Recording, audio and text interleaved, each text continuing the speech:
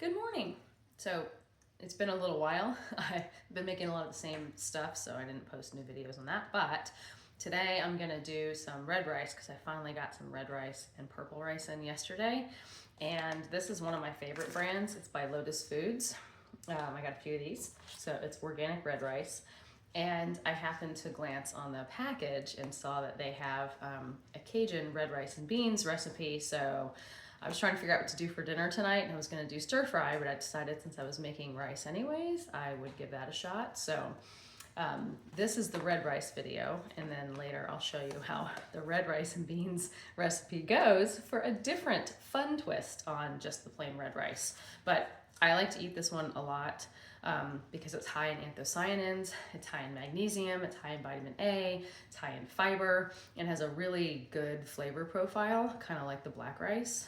So this is, if you can find it, this is a good one to try and add into your rice repertoire, if you will. So I'm just gonna do a cup like I normally do when I'm doing meal prep for the week. So this is replacing the brown basmati rice that we just finished killing last night. So 1 cup, and look at this color, isn't that cool? It's pretty neat, right? And then I'm just gonna rinse it. And once it's rinsed, then I'm going to put 2 cups of liquid in and some spices. Okay, I've got the rice in the pot.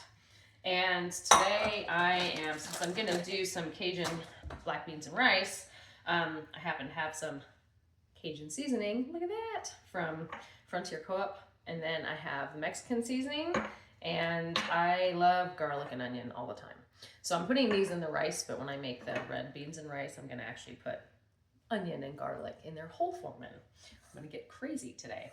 So I'm gonna put some of this stuff in.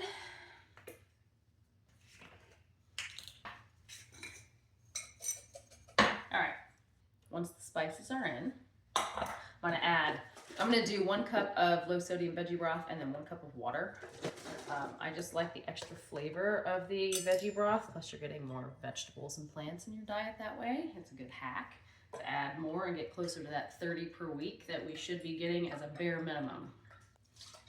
So veggie stock, I'm gonna use my Connecticut water filter because I love this thing. And that's it.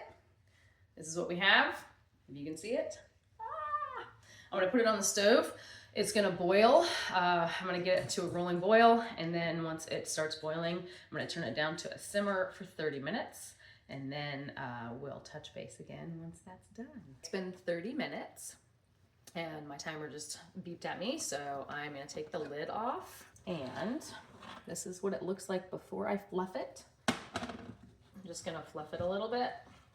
There's still some liquid in the bottom, which is fairly typical when I make rice. And then I'm just gonna let it sit for about, it typically says 5 minutes. Usually I let it sit for like 10-ish or so, and then I'll put it in the container because it will have finished all the fluffing. And so then we'll be ready to go with the red rice. So this is what it looks like. I would love to hear if you've tried red rice before. If you haven't, is it because you haven't been able to find it or because you're afraid of the red color?